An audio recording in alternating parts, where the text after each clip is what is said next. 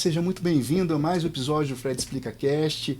É uma satisfação muito grande ter você acompanhando nossos episódios e a gente podendo trazer a psicologia empresarial com vários especialistas, com temas diversos que são fundamentais para a área de desenvolvimento, liderança e, com certeza, na formação de equipes. Hoje eu trouxe um mega convidado e a gente vai falar sobre alta performance em vendas. O jogo é psicológico. É um tema de extrema importância, até porque todo mundo, de uma certa forma, precisa vender, precisa performar, mas do ponto de vista prático e técnico, o que realmente significa isso, e do ponto de vista psicológico também. Então, eu trouxe aqui o Marcelo. Marcelo, muito bem-vindo, obrigado por ter aceitado o meu convite. Marcelo, além de um amigo, é um mega de um especialista, ele é empresário, fundador da MR16 Educação Corporativa e da People Treinamento e Desenvolvimento. Trabalha com uma empresa especializada em treinamento nas áreas de gestão, vendas e consultoria empresarial.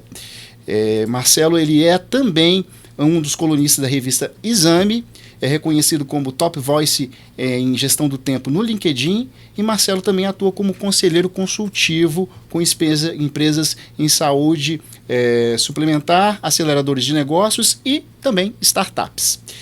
Ele é palestrante, treinador com grandes empresas do Brasil, como Claro, Azul, Santander e outras tantas, em temas como gestão de alta performance, vendas e gestão do tempo. Mais de 25 anos de experiência como executivo, Marcelo liderou projetos em todo o Brasil. Sua expertise inclui planejamento estratégico, vendas, marketing, gestão de mudança. Enfim, um mega de um currículo. Eu acompanho ele muito através das entrevistas, através da sua colaboração também com o universo empresarial. Marcelo, sei que você ainda não tem, então aqui fica uma lembrança para você. Muito obrigado, Fred. O meu livro Era Uma Vez no Mundo Corporativo, que é um livro de fábulas aí. Espero que te ajude aí nos seus treinamentos. Talvez tenha alguma fábula, alguma história que você possa contribuir. E aqui é um separador de página. Opa! Aqui, então, assim, quando você quiser ler, você vai algum livro para facilitar a vida. Certo. Muito obrigado, hein? Imagina. Marcelo, é muito importante que, primeiro, eu gostaria de abrir essa pergunta para você. Afinal de contas, as pessoas hoje em dia falam muito a questão de alta performance, tem que performar tal, mas do ponto de vista prático, né? O que é a alta performance de verdade? Eu te devolvo a pergunta falando o seguinte, né? Ou perguntando o seguinte: quando você pensa em alta performance, ou você em casa pensa em alta performance, quem seria uma pessoa ou um nome que vem na tua cabeça? Geralmente pessoas de esporte, geralmente ou cientistas, geralmente é o que vem no meu imaginário. E isso que geralmente acontece. Então, quando a gente começa um treinamento ou uma palestra nessa linha, a primeira coisa que eu tento fazer e busco fazer é desconstruir o que é alta performance. Porque muitas vezes, quando a gente fala de alta performance, a gente provavelmente, quem está em casa, pensou agora no esportista, provavelmente, ou que nem você falou, no cientista, um mega empresário desses assim que está numa estratosfera. A primeira coisa que a gente faz é colocar essa barra da alta performance num lugar que muitas vezes é inatingível. Então você tem nesse momento, se você realmente não para pensar o que é alta performance, você muitas vezes pode acabar se frustrando, você pode acabar utilizando, né, ferramentas que não vão te levar ao mínimo dessa alta performance. Então a primeira coisa que eu pergunto é o seguinte: o que é alta performance para você? Qual que é a sua alta performance? Quais são os seus limites? Cada um de nós tem um limite. E esse limite ele pode ser um limite familiar, um limite profissional, um limite técnico. Então você tem os seus limites ali. Então se você tiver, mesmo que não seja aquela barra, mas for uma barrinha aqui, uma pessoa começando a trabalhar, o primeiro emprego, tiver ali um mínimo de conhecimento técnico, mínimo de conhecimento profissional, às vezes pode ter já uma família, essa pessoa pode atingir alta performance dentro dessa barra. Mas eu preciso saber os limites. Qual o problema? É quando você coloca que a pessoa está começando, tem essa alta performance embaixo, mira lá em cima, não consegue atingir e muitas vezes acaba se frustrando e deixando para trás o básico que podia fazer. E o que é esse básico, né, Fred? Em vez de eu estudar porque eu não estou atingindo a barra lá em cima, eu paro de estudar. Eu paro às vezes, de estar junto da minha família. eu não vou fazer um exercício, né? Porque a gente fala de vários componentes. Então, assim, eu não faço aquele básico, aquele mínimo. Muitas vezes eu sento no sofá, pego meu celular e fico 3 horas ali, perdendo tempo, procrastinando, e eu não chego. Então, para mim, a primeira coisa que eu faço é o seguinte: vamos desconstruir a alta performance. Todos nós podemos atingir a nossa alta performance se nós soubermos quais são os nossos limites. Setamos a nossa barra, aí sim, estou fazendo o melhor. Hoje eu posso acordar e falar o seguinte: eu vou fazer o melhor que eu posso para sair de casa hoje, atingir minha alta performance. Qual é o meu próximo passo? Qual é o meu próximo passo? É? Você sabe que eu acho extremamente interessante e bastante importante o seu posicionamento, porque justamente isso. Quando a gente pensa em performance, no senso comum, a gente pensa logo, né, no primeiro lugar no pódio, né? E aí o que você está trazendo é algo que é extremamente importante e até que a psicologia concorda muito. Então, dentro desse momento, dentro dessa atividade, com os recursos que eu tenho e com os limites que eu tenho, né, a performance seria então chegar dentro desse patamar onde, dentro dessa realidade, eu posso ali ter bons resultados. Mais ou menos dessa forma? Com certeza. Se você for pegar, por exemplo, vamos pegar o exemplo de um Messi. Uhum. O Messi não começou grande desse jeito. Ele não começou como um bola de ouro, o melhor jogador do mundo, o ídolo argentino, o ídolo mundial, uma pessoa reconhecida no mundo inteiro. Ele não começou ali, ele começou com 2, 3 anos de idade jogando futebol. Então, levou 20 anos mais ou menos para conseguir atingir o ápice. Só que hoje daí você pega uma pessoa, uma criança, ou às vezes até um adulto que quer começar a jogar futebol, a primeira coisa que ele faz é comprar a chuteira do Messi, começa a treinar para ser o Messi. Ele não vai ser o Messi. E aí começa a frustração. Não vai conseguir tal tempo de construção dessa carreira para performar, né? E isso que você traz é bastante interessante, porque é justamente esse imediatismo e esse que a gente tem inclusive muito presente nas gerações atuais, esse imediatismo de que não esperar o processo para eu conseguir performar. E é uma construção, né? É uma construção. E aí, Fred, quando a gente fala de alta performance em vendas ou em gestão, né, que é o tema que eu gosto muito e abordo bastante, o que eu acabo muitas vezes trazendo é justamente, né, e essa pergunta é realmente reflexiva. Por quê? Porque quando a gente olha para um atleta, a gente olha o atleta às vezes com 20 e poucos anos, 30 anos. É relativamente novo para uma carreira profissional, digamos assim, corporativa. Só que ninguém viu que esse atleta, ele começou muitas vezes com 2 anos, 3 anos de idade. Nadal começou a jogar com 3 anos, o Messi começou com 3, 4. Quando você pega um Max Verstappen na Fórmula 1, começa ali com 3 anos, 4 anos já a dirigir. Ninguém vê isso, as renúncias que essas pessoas tiveram que fazer como crianças ou adolescentes, para que quando eles chegassem ali nos 20, 20 e poucos, eles estivessem realmente no máximo da performance deles. Eles tiveram uma carreira, só que uma carreira extremamente prematura em relação ao corporativo. Então a primeira coisa que a gente tem que começar a fazer é desconstruir um pouco disso, porque eu acho que todo mundo pode alcançar aquela alta performance que ela pode ter, desde que ela saiba quais são os limites e sete os limites de uma forma adequada. Perfeito. Olha, na sua visão, quando a gente fala, né, sobre o processo de vendas, hoje, e eu sei que é um tema que você domina bastante, quando a gente fala especialmente dos vendedores atualmente, você percebe que hoje em dia falta mais técnica ou uma carência de técnica para ter essa melhor performance, ou são aspectos psicológicos e comportamentais que muitas vezes estão inseridos naquele profissional que faz com que ele não consiga fazer esse desenvolvimento e focar nas metas e o alcance delas? Isso aqui dá para fazer outro podcast só sobre isso, né? Mas vamos lá. Eu acredito que sim. Vamos lá, vamos tentar dividir por partes aqui, né? Primeiro, quando a gente olha para vendas, trabalhei por mais de 20 anos dentro da área de vendas, né? Então atingi cargos de executivo de diretoria dentro da área de vendas. Você tem todo um processo de treinamento e preparação para você conseguir chegar lá. Só que vendas, não só no Brasil como no mundo inteiro, muitas vezes ele é visto como primeiro trabalho de muita gente. Sim. Então a pessoa, ela é jogada na área de vendas. Ele é jogado ali numa loja, num balcão de um departamento qualquer. Às vezes o telemarketing, né, agora acabando, né, digamos assim, diminuindo bastante, mas num telemarketing. Então, o primeiro emprego ele passa a ser vendas. Quando a gente olha para a carreira de vendas, não só no Brasil como lá fora, você não vê uma carreira de vendas, você não vê uma construção de um profissional de vendas. Você não tem uma faculdade de vendas. Você já viu uma faculdade de vendas? Não. Viu. Você não tem. Nas principais, você não tem. Tem às vezes um curso ou outro Uma ali gestão que vai... comercial, alguma coisa por ali. Mas faculdade de vendas você não tem. E hoje, quando você olha para as organizações, qual o grande motor das organizações?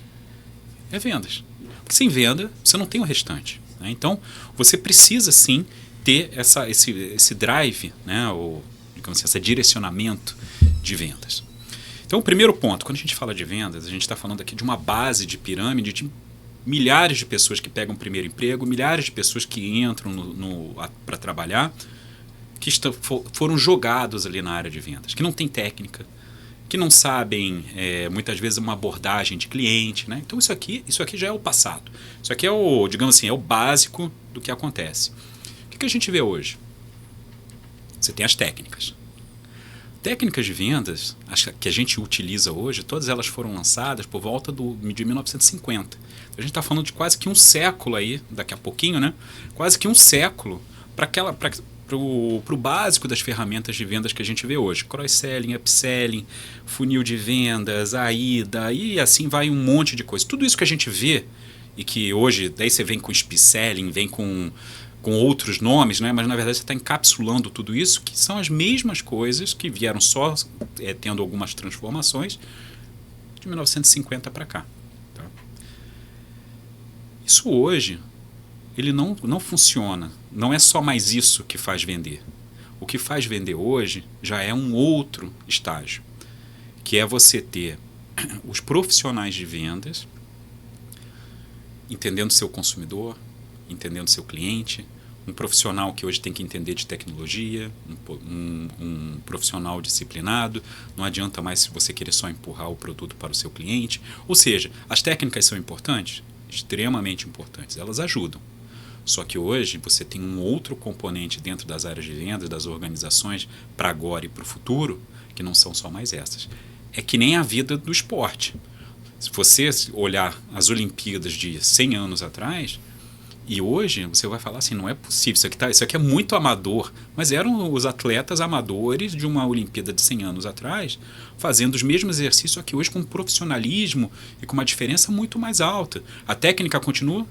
Continua, só que mudou o treinamento, mudou a tecnologia, mudou a atitude, mudou a competição, ou seja, mudou uma série de coisas que precisam estar, digamos assim, incorporadas nesse novo profissional. Eu fico fazendo uma reflexão sobre a sua fala e eu fico pensando sobre realmente, né, o quanto que as pessoas vão nos atender, vão fazer um processo de vendas e estão associadas ao primeiro emprego, e a falta de profissionalismo e a falta de formação, né, ou até mesmo de recrutamento e seleção, e até a visão como essas posições dentro das organizações, como a gente tem carência nesse desenvolvimento técnico, logicamente comportamental, mas muito técnico, e é justamente quando você traz que as técnicas são técnicas ainda de muito tempo atrás, que talvez não conversem, provavelmente não vão conversar com os tempos atuais e tudo que a gente está passando de transformação digital, enfim, eu fico pensando o quanto que a gente tem, o quanto que na ponta isso fica ali com o atendimento e consequentemente de negociação e todas as outras questões na hora do fechamento. E Marcelo, quando a gente pensa nessas crenças que estão associadas a esse processo tanto de vendas como profissional de venda dentro das organizações, o que você entende que, como especialista, que vai limitando o vendedor ou até mesmo a mentalidade da organização enquanto profissionais focados na área comercial, na área de vendas? Basicamente, para mim, né, minha visão, obviamente, de novo, é a estrutura. O que eu falo é o seguinte: qual que é o grande diferencial que você teve na área de vendas, ou, digamos assim, nesse ecossistema de vendas nos últimos 10 anos, né? 10 para 15 anos? É uma mudança exponencial do consumidor. O consumidor, eu digo que ele cresce de uma maneira exponencial. E se você for pegar pandemia, depois pandemia, é uma mudança completa. Se você for ver antes da pandemia, quantas pessoas consumiam no iFood, num Rappi, ou faziam compras de uma maneira rotineira, por exemplo, num Mercado Livre, numa Amazon? Não tinha muito esse hábito, até tinha, mas era baixo. Obviamente você tinha, mas estava começando. Sim. A pandemia fez isso. E aí o que aconteceu? Esse consumidor que foi jogado por causa, né, daquele momento que a gente viveu, foi jogado nesse ambiente, digamos assim, digital, tecnológico, ele começou a ver o seguinte, pô, mas é fácil comparar preço, é fácil comparar produto, é fácil fazer revisão, é fácil eu procurar as coisas. Eu não preciso mais comprar na loja aqui da esquina, porque eu posso comprar da China ou da Índia com preço muito mais barato, com uma revisão que está vai entregar em 2, 3 dias, eu consigo economizar não sei quanto. Esse consumidor, ele mudou completamente. E muito rápido, né? E rápido. E aí o que aconteceu? Você, para mudar uma grande organização, ou médias organizações, de modelos tradicionais, que nem eu disse, que vem lá de 1950 e 1960, por mais que tenham bons sistemas de CRM, sistemas de dados, etc., mas eles vivem naquele processo de vendas tradicional estruturado, enquanto o cliente está surfando uma outra onda, é como se fossem 2 dimensões completamente distintas. Então, aí quando você fala quais são os entraves, é justamente isso. Como é que eu consigo levar a minha organização hoje para atender um cliente desse, se hoje eu tenho uma estrutura, digamos assim, robusta e muito tradicional? E aí você começa a ver algumas empresas despontando. E eu acho que essa que é a minha próxima. Eu acho que é a grande cereja do bolo. O que as organizações precisam, então, ter como estratégia para poder fazer justamente essa passagem para atualização de como está o consumidor? Qual que seria um direcionamento possível? E aí, de novo, eu pergunto para quem está assistindo a gente ali, né? Se você fosse pensar numa empresa que você goste, qual que é a diferença que você faz nessa empresa para uma outra empresa tradicional? E muitas vezes, Fred, a gente vai ver que eu gosto da marca, eu tenho apreço à marca, eu tenho empatia pela marca. Muitas vezes eu defendo aquela marca. A reputação da empresa. Oi? A reputação da empresa. A reputação da empresa, se aquilo ali está alinhado com da forma como eu penso. Então, assim, já não são tão...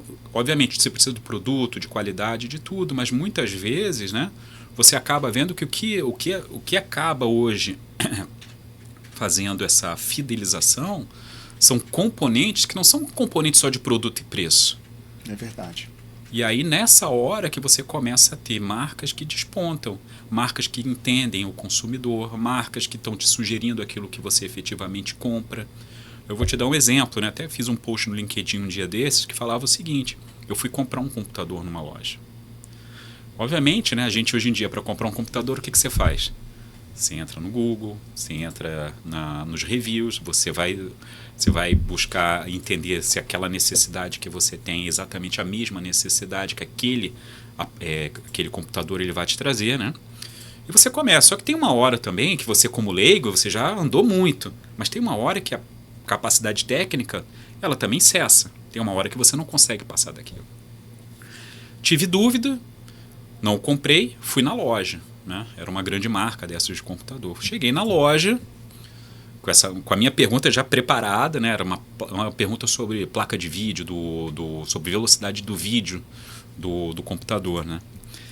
Fui perguntar veio uma pessoa super atenciosa, não sei o quê. Quando eu fiz a pergunta, o que ele fez? Foi para o computador que tinha ali na loja, abriu o Google. Você já tinha feito esse processo? E começou a pesquisar exatamente as mesmas. Eu falei, não, mas isso aí eu já fiz.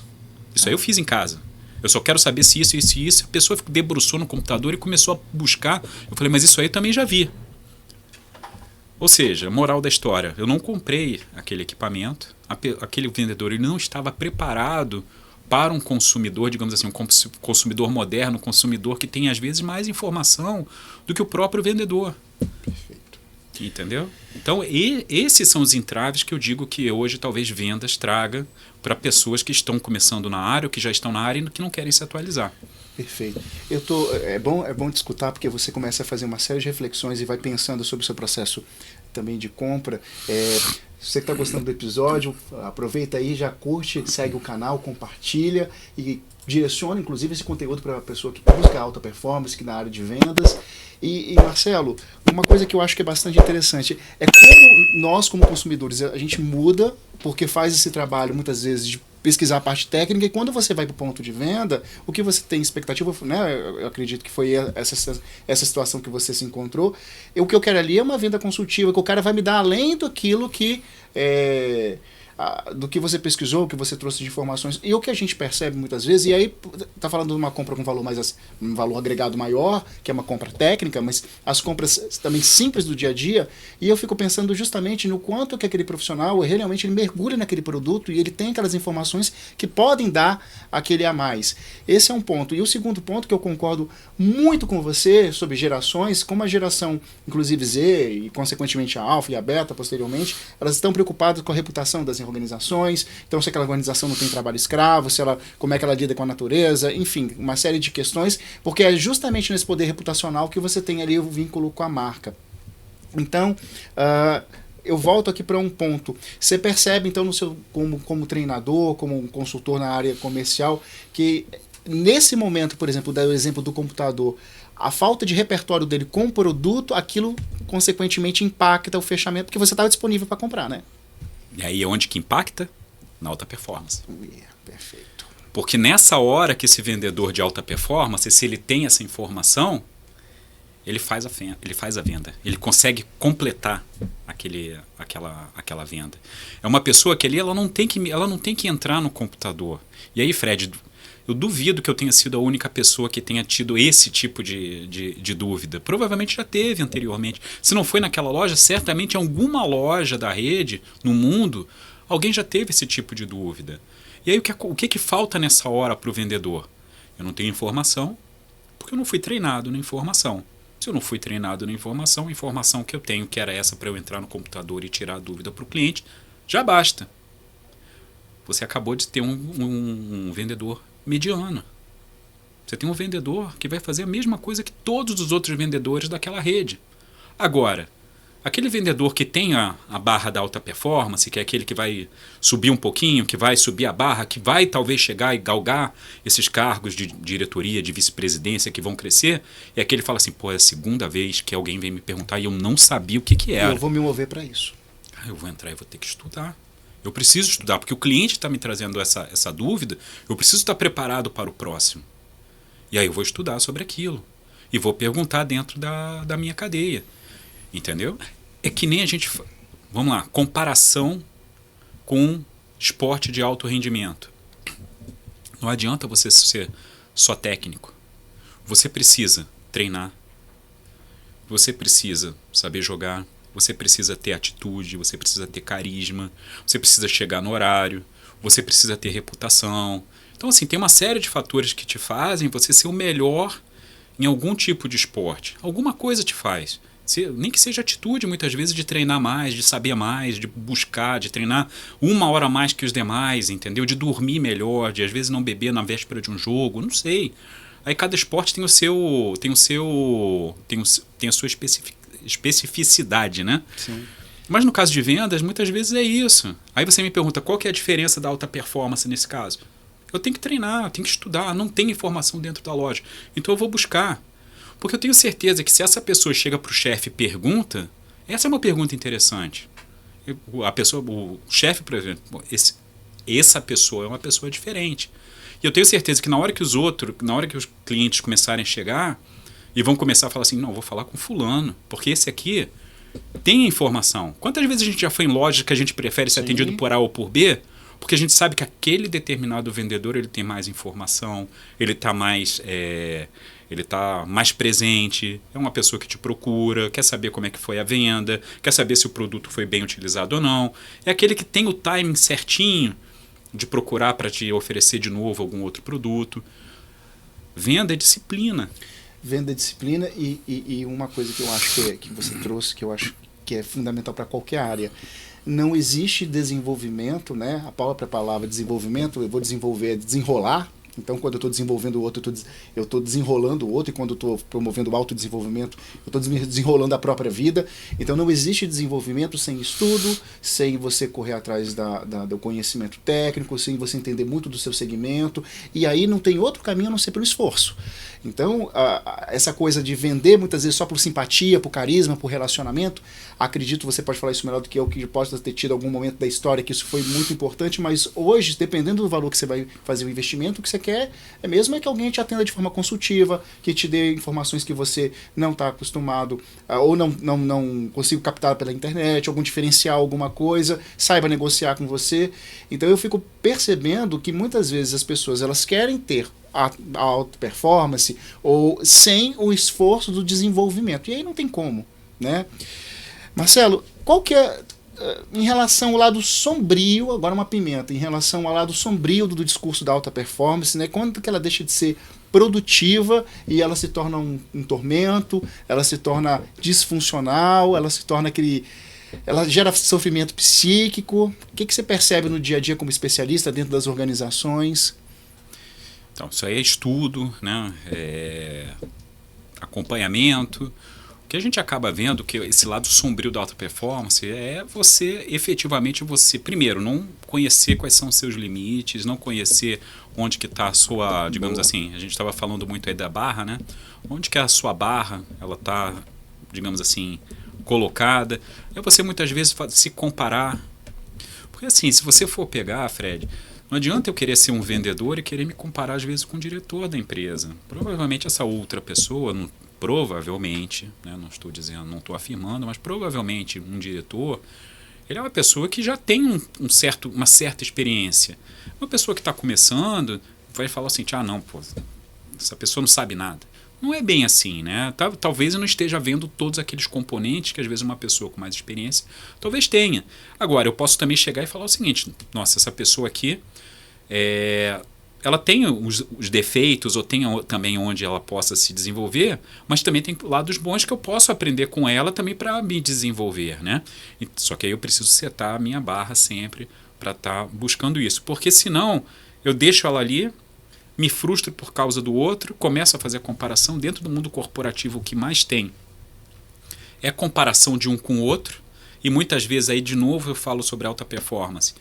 Não adianta você achar que eu tenho uma alta performance e você não tem. Eu tenho filho e você não tem. Já é uma diferença na sua vida. Sim. Se uma pessoa é solteira e outra pessoa tem, sei lá, 2, 3 filhos, ou um recém-nascido na família, a melhor performance de uma pessoa que tem um bebê recém-nascido vai ser uma, porque ela está ali, provavelmente vai estar cansada, vai estar tendo que estar se dedicando à família, vai ter que estar se dedicando ao bebê, é outro momento. Às vezes também você tem que ajustar a sua barra para aquele momento da alta performance, porque você não vai estar atingindo todo aquele, digamos assim, toda aquela tua potencialidade que você teria se você tivesse 30 anos, solteiro, com tempo disponível, trabalhando 100%, 150% do tempo lá para a empresa.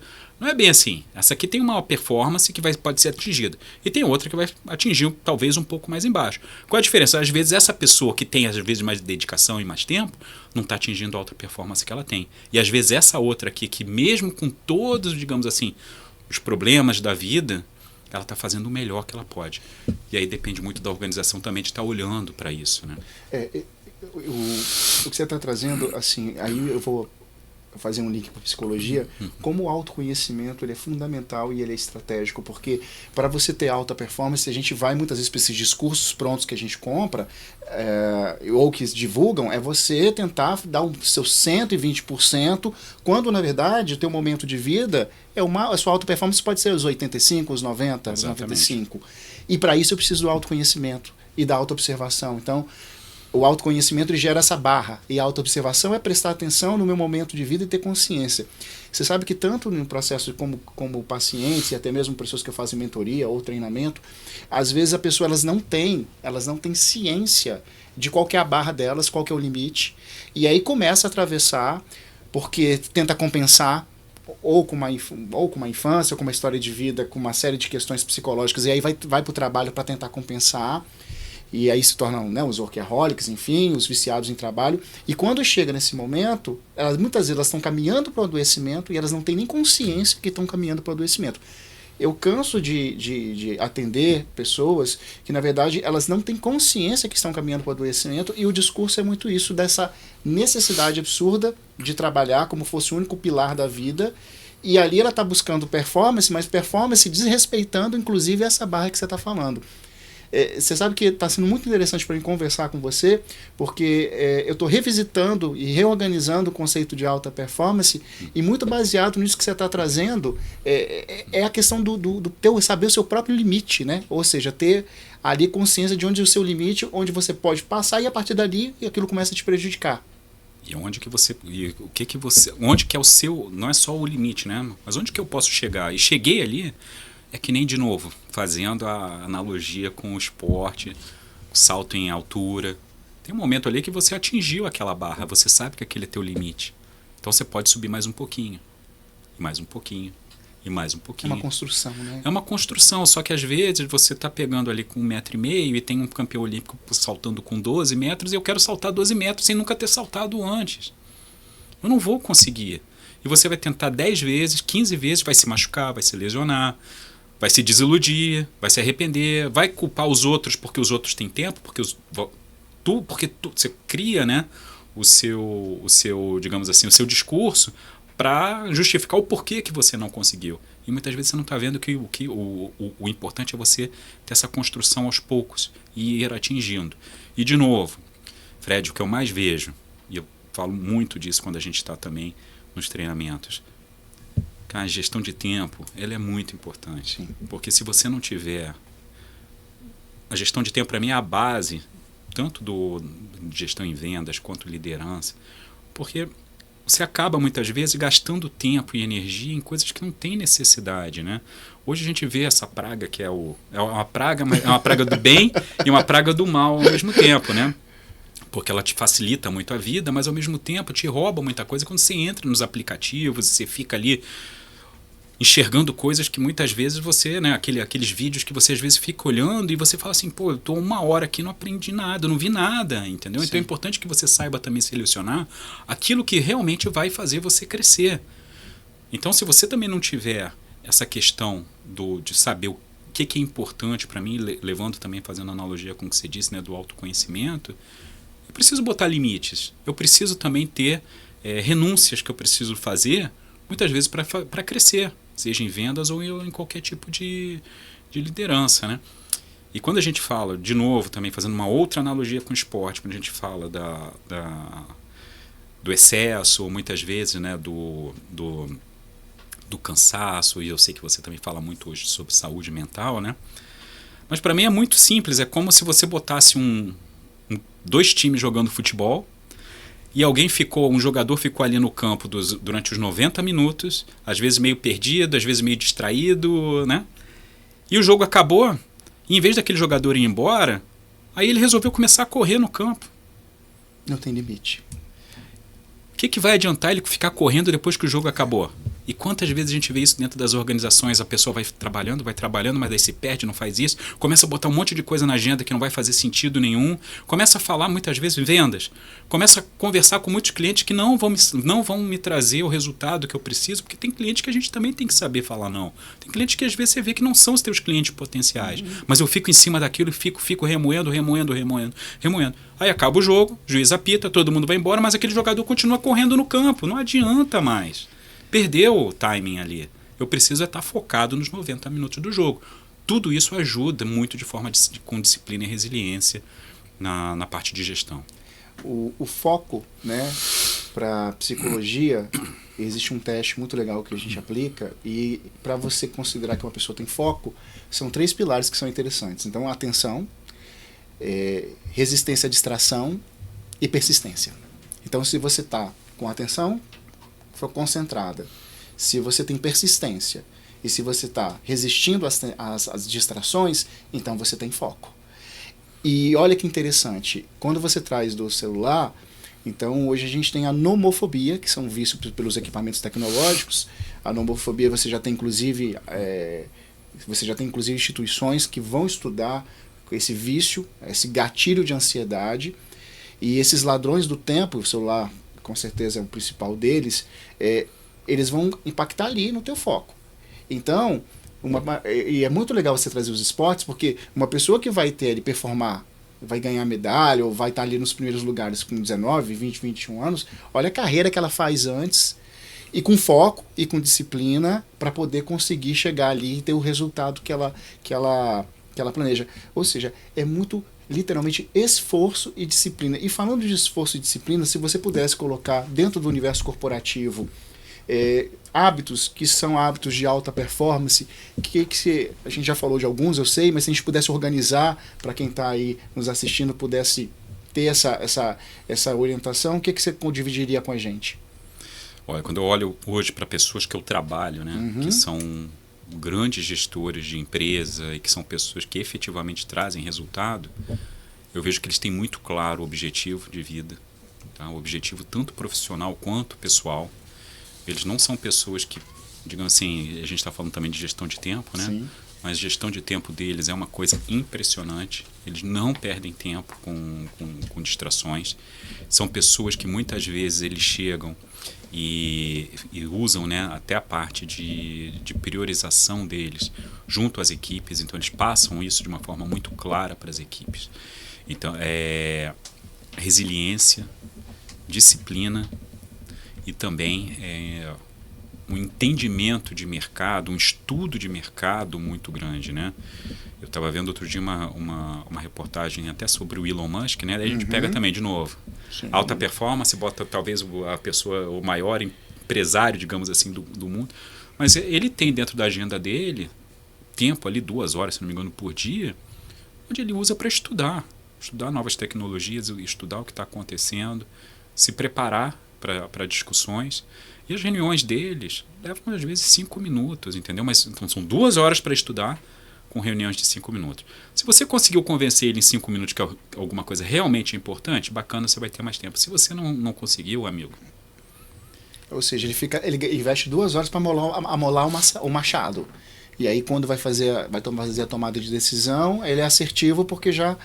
com esse nível de informação. E você sabe que tem uma outra ferramenta que eu trabalho também, uma outra avaliação psicológica, e tem busca de informação. E busca de informação é quando você sai do nicho que você domina e vai fazer justamente isso, buscar novos conhecimentos em áreas diversas. Se eu te falar que em dezenas de empresas e de líderes se a gente pensar em alta performance, está ali regular ou baixa, então, assim, o quanto que as pessoas, elas acabam também se engavetando na própria área e muitas vezes deixam de olhar fora e de buscar novas informações, novos conhecimentos, tecnologia, atualização. Se é justamente disso que a gente precisa para poder amolar o machado e ali conseguir fazer tomada de decisões ou ser assertivos nos nossos posicionamentos, né? E olha, tem uma coisa que você falou aqui, eu anotei sobre, né, as pessoas de hábitos de alta performance com seu objetivo, gestão do tempo, priorização, resiliência, disciplina, estudo de mercado, tal. Eu queria que a gente fizesse um recorte aqui sobre algo que eu percebo muito dentro das organizações também, quando eu estou atuando como em consultoria e tal, mas eu percebo muito sobre a dificuldade de priorização. Acho que é um tema que as empresas deveriam, inclusive, investir mais, tem muito a ver com a questão da administração do tempo. Se você pudesse dar algumas dicas ou pudesse falar um pouquinho sobre a questão da priorização, o que você podia dividir com a gente? Veja, vamos lá. Só mais um ponto aí para você colocar na tua lista que a gente estava falando da cabine. Eles sabem se cercar muito de boas pessoas. Tá? Então, a escolha de pessoas também é importante. Águia com águia. Exatamente. Ou águia com águia, ou saber também quais são aquelas que vão completar de uma maneira positiva, às vezes até habilidades que esses gestores eles não têm. Então eles não têm hoje, eles têm humildade muitas vezes nesse ponto de saber que às vezes precisam de pessoas que complementem um conhecimento que não tem. Tá? A humildade cognitiva, tem um autor que fala sobre isso, que é justamente para você ter uma nível de liderança e performar. Boa. Passado, a gente olhava muito para o líder que queria ser o centro das atenções, né? Hoje o líder, a gente vê que ele ainda é o centro das atenções, tudo depende dele muitas vezes, mas que ele já faz essa divisão, né? Quando a gente fala aqui da priorização, e você já deu um spoiler aí, obviamente passa por uma gestão de tempo e uma gestão de prioridade. Só que o grande desafio que eu vejo muitas vezes, isso vem muito da comunicação, eu conseguir fazer um trabalho bem elaborado para efetivamente eu entender o que é prioridade. A gente vê muito hoje nas organizações, você fala assim, qual que é a prioridade, qual que é o objetivo desse ano? E vem às vezes uma lista com 280 projetos. Tá, desculpa, não entendo 280 projetos. Me explica qual que é o objetivo. E isso muitas vezes é muito complexo dentro do mundo corporativo, de você chegar às vezes para um líder e falar para ele assim, não, me explica o objetivo, de uma forma clara. Se eu tivesse que explicar para o teu filho, para uma criança, qual que é o objetivo da organização para esse ano, qual é o objetivo de legado da organização. E aí você vê muitas vezes uma tela preta na cabeça das pessoas. Perfeito. Né? Eu me lembro que uma vez eu trabalhei numa organização como consultor e foi justamente isso. Era tão complexa a estratégia que que as pessoas não conseguiam entender o que elas tinham que fazer. E aí você fala o seguinte, tá bom, se você está num grupo de líderes, né, em grandes organizações, você tem um líder. Se você passa por um grupo de líderes que muitas vezes não consegue entender o que tem que fazer, como é que ele vai cascatear aquilo, né, ou passar para os níveis mais baixos, né, ou para os níveis, digamos assim, níveis hierárquicos, né, dentro da organização? Como é que aquilo ali vai chegar lá na ponta? Porque tem uma hora que o negócio está tão longe que você fala assim, não, o objetivo da organização para esse ano é trazer um EBITDA de não sei quantos bilhões de reais. Para quem está assistindo não sabe o que é EBITDA. O que o analista vai olhar assim, qual que é o meu trabalho nisso aqui para chegar nesse monte, eu não sei nem o que é EBITDA, não sei, eu aqui estou olhando para, estou tentando aqui uma passagem de 5 mil reais, estão falando de bilhões, qual que é o meu papel aqui? Eu não sei, então para mim, esse tipo de informação, ele não gera empatia dos colaboradores para que você possa chegar nesse resultado. Então tem que ser uma meta muito clara. Falando um pouco de política, né, mas só dando como exemplos. Quando você pega, e aí eu vou pegar dois extremos, tá? Mas quando você pega, por exemplo, um Barack Obama que fala um yes we can, é fácil da gente entender o que ele quer dizer com aquilo? Todo mundo está falando, nós podemos. Então aquela mensagem é facilmente transmitida para qualquer pessoa. Quando você chega, por exemplo, para um Trump e fala assim, o MAGA, né, Make America Great Again, também é fácil de você entender, independente de se você é um americano ou não, você consegue entender as duas mensagens desses dois líderes que são líderes, digamos assim, opostos, né? Por isso que eu gosto de trazer esse exemplo, porque daí não tem esse negócio de lado, né? Mas é muito simples, é muito claro de você conseguir passar isso para a organização. Então, quando você fala de priorização, tudo que a gente for priorizar é a partir de um slogan como esse, de alguma coisa como essa. Agora, vai numa organização tentar ver se eles conseguem hoje traduzir de uma forma clara o objetivo. Tem uma coisa muito interessante para a gente refletir, que eu vejo que são dois pontos, né? Quando a gente pega, por exemplo, dentro da área de RH, o desenvolvimento, você pega o plano de desenvolvimento individual e a pessoa tem ali, né? Tem vários gaps, enfim. Então tá, tudo bem. Esse ano, ou esses próximos 6 meses, desses pontos que eu preciso desenvolver, né? Que briga eu costumo brincar? Que briga que eu vou comprar? Então, no máximo ali 2, 3 competências, você vai focar ali. O que acontece quando você tem... E aí eu estou fazendo esse exemplo, pegando esse exemplo para poder voltar para a tua fala. Quando você tem uma lista com dezenas de coisas que você quer desenvolver, você não mira o alvo.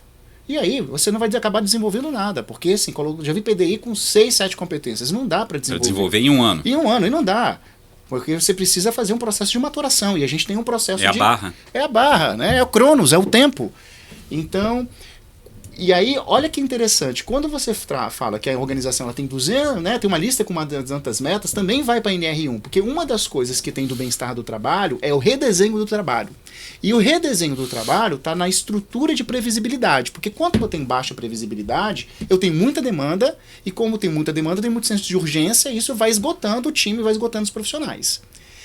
Então, para aumentar o nível de previsibilidade, eu preciso priorizar. E para priorizar, eu preciso ter estrutura. Então, muitas vezes, estruturas desorganizadas vão gerar líderes desorganizados, porque também não vai ter foco, tudo é urgente, né? Você já deve ter visto uma empresa assim. E como tudo é urgente, os times também vão trabalhar. Então, você vê que é um cascateamento. E aí, assim, como a questão da estratégia, da definição dos objetivos claros, comunicação, como é que isso tudo vai impactar em todas as esferas, na questão da alta performance, na questão da saúde mental, na questão do desenvolvimento. Tá tudo, é uma grande engrenagem, né, Marcelo? E aí a gente volta até para a gestão comercial, né? Porque assim, tudo isso aqui está conectado, porque se você consegue, dentro dessa engrenagem, azeitar ela para que ela funcione, né, como uma roda, obviamente vão ter problemas, essas organizações muito grandes sempre vão ter um problema ou outro, né? Mas se você conseguir fazer pelo menos com que o teu exército ali ele ande todo na mesma direção, já funciona. O que não funciona muitas vezes é a gente começar a ver que cada um está indo para um lado e cada um faz o seu, e já que não é meu, daqui a pouco cada um faz o seu, né? A gente fala também muito dentro dos esportes, né? Se a bola está vindo, por exemplo, no vôlei, e tem todos os departamentos, todo mundo olhando para ela e ninguém fala, a bola cai aonde? Que aí tem baixo nível de segurança psicológica dentro da organização. E aí as pessoas não vão se posicionar. A bola cai no meio da quadra e fica um olhando para o outro. Sim. Só que no jogo, você vê isso acontecer. Ponto do adversário. Bola caiu no meio, ficou todo mundo olhando, ninguém foi, ninguém falou. Só que aí começa, a bola é tua, a bola é tua, a bola é tua, a bola é tua. O jogo acaba, você perde. No jogo a gente vê. Na organização isso acontece e a gente não está vendo porque não é um Big Brother, né? Sim. Mas se fosse, a gente veria esse tipo de ação acontecendo. E aí você tem baixo nível de segurança psicológica, porque onde eu vou me posicionar, onde eu não posso errar e onde eu não posso ter tranquilidade para poder falar que eu concordo ou não concordo com esse sistema ou não concordo, porque aí você é mal visto e posso ser punido pela organização, você vai abaixando o nível de segurança psicológica dos times e vai gerando os feudos, e aí a bola cai e ninguém fala ou joga para outro departamento, né? O quanto que uma organização, pensando realmente na questão das metas de transparência e estrutura, o quanto que precisa muitas vezes voltar duas casas antes de olhar lá na ponta os times, né? Marcelo, o que a gente poderia falar agora um pouquinho sobre a questão na área comercial, sobre os processos de venda? O que você trouxe vários elementos, mas o que hoje, para pessoas que querem fazer carreira dentro dessa área comercial, dentro da área de vendas, o que você poderia trazer como orientação para as tendências, inclusive para os próximos anos?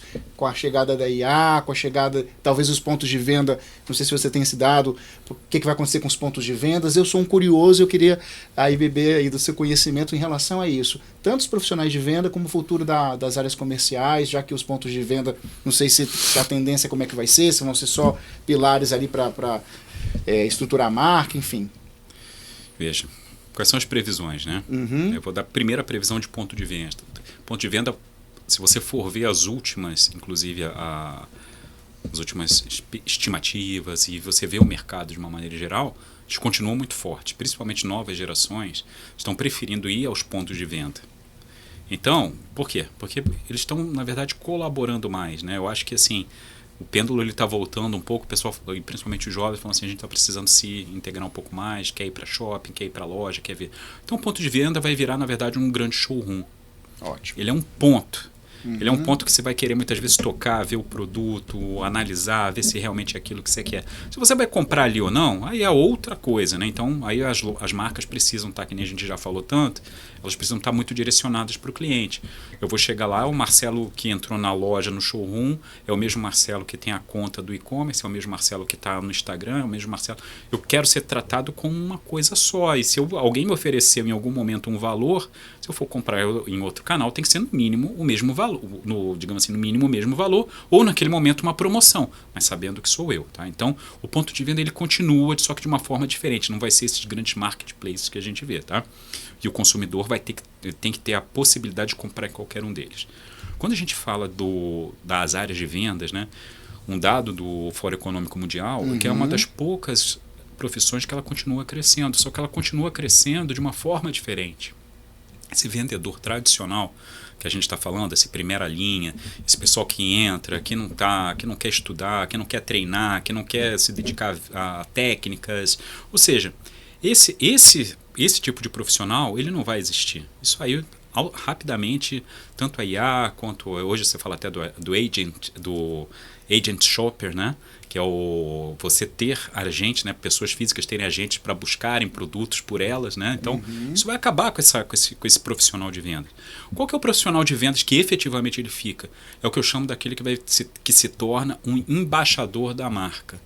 É o tipo de profissional que é o profissional que as técnicas eles continuam, ele entende das técnicas, ele estudou as técnicas, bacana, aquilo ali está guardado, mas é um profissional que vai querer entender o cliente, é um profissional que vai procurar sobre os produtos, é um profissional que vai se dedicar a entender quais são essas novas tecnologias que estão chegando e principalmente como é que eu posso usá-las para vender mais ou vender melhor.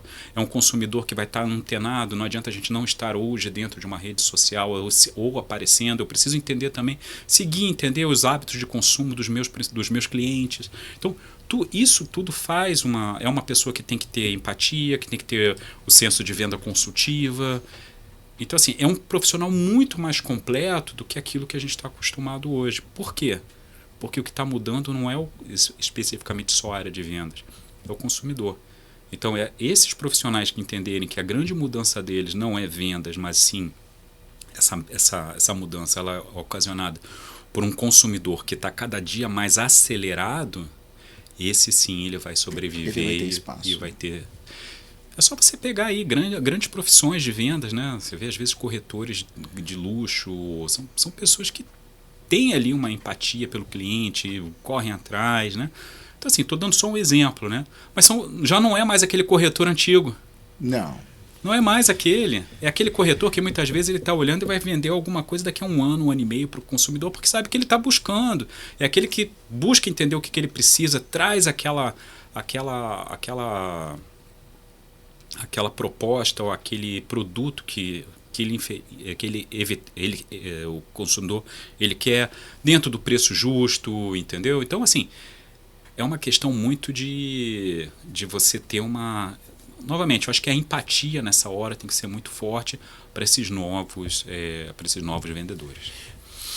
Marcelo, muitas vezes, isso é uma dúvida minha, eu queria dividir com você. Às vezes a gente vê uma marca que você tem diversos preços em vários canais, né? Isso. Então na loja é um, no digital é outro, enfim.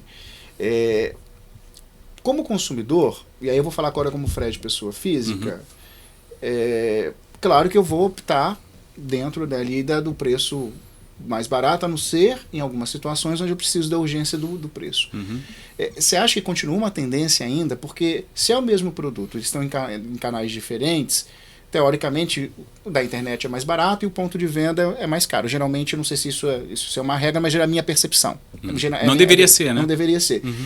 Como é que você pensa em relação a isso? Porque eu acho que para o vendedor e para a pessoa que trabalha na área comercial, fica tão complexo você treinar e desenvolver argumentos, sendo que o produto muitas vezes está 10%, 15%, estou juntando aqui, tá? Mais barato. Você percebe isso? O que seria algo assertivo? Se é uma tendência a continuar? Enfim. Fred, de novo, a gente está voltando lá em 1950. O que você está trazendo é o que é chamado de conflito de canal. É onde você tem uma organização quebrada por hierarquia, onde alguém vê hipermercados, alguém vê distribuidores, alguém vê papelaria, alguém vê... Ele é formado por áreas hierárquicas dentro de uma organização onde cada um está olhando para o seu silo, para o seu determinado mercado. E cada mercado desse, muitas vezes, tem o quê? Um preço diferenciado ao consumidor. E aí o consumidor ele fica perdido. Entendeu? A sensação que dá isso. Se você chegar, eu vou dar um exemplo aqui. Se você chegar na Apple, se você for no site da Apple ou na loja da Apple, provavelmente o produto ele tem o mesmo preço. Se você quiser, obviamente, se você for numa loja da Apple e às vezes eles têm um desconto ali se você pagar à vista, aqui no Brasil tem, lá fora não tem não. Mas você consegue às vezes algum tipo de benefício por causa da urgência você está comprando ali na hora. Mas aquele preço é tabelado, né? O preço de um Big Mac é tabelado, entendeu?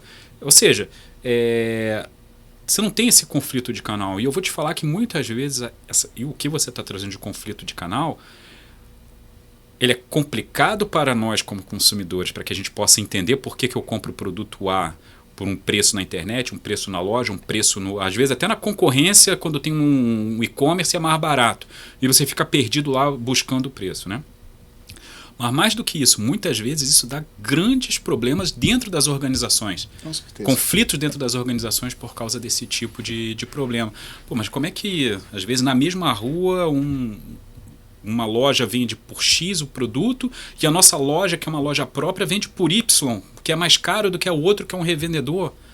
Mas para o consumidor, ele não importa. Então, esse tipo de transparência que é importante para que a gente tenha... Só que, de novo, a gente está alicerçado e está baseado numa estrutura de 100 anos atrás, que é difícil das organizações.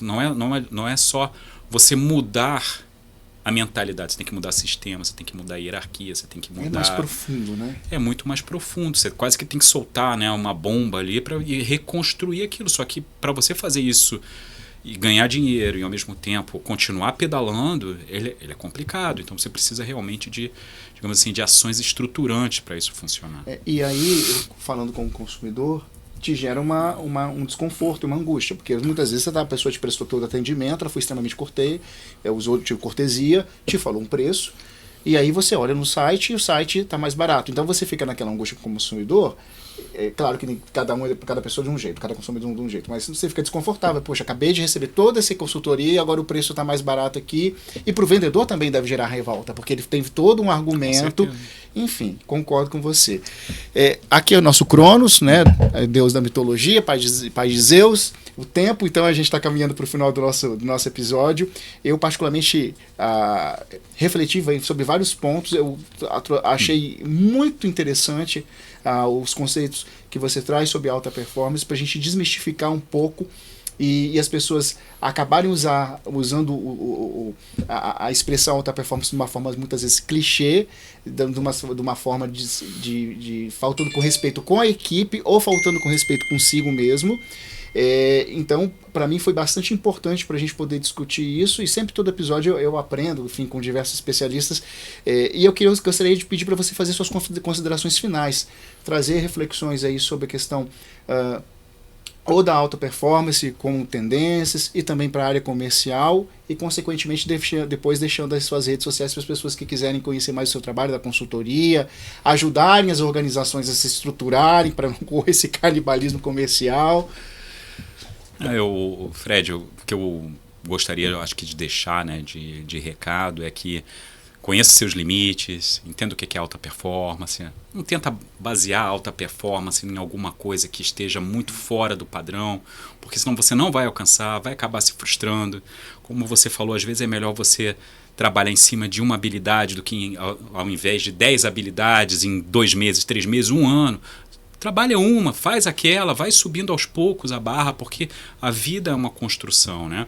E a gente tem que entender, parar um pouco, né, de fazer gestão de tempo, deixar de lado um pouco, às vezes, as distrações, tantas distrações que a gente tem na vida, para que a gente possa efetivamente alcançar a alta performance. Vendas está mudando, e está mudando muito.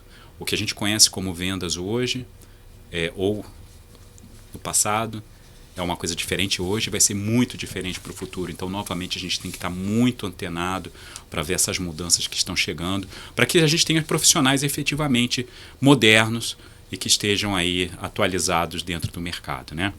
Minhas redes sociais, né, dentro do LinkedIn, é Marcelo N. Reis, e no Instagram é marceloreis.mr16. Fred, muito obrigado a todos aí por ter escutado nessa tarde. Imagina, foi um enorme prazer e eu acho que as pessoas que estão nos escutando saem com o dever de casa de realmente entender a alta performance como essa possibilidade de entender os seus limites e conseguir, consequentemente, fazer um processo de reavaliação.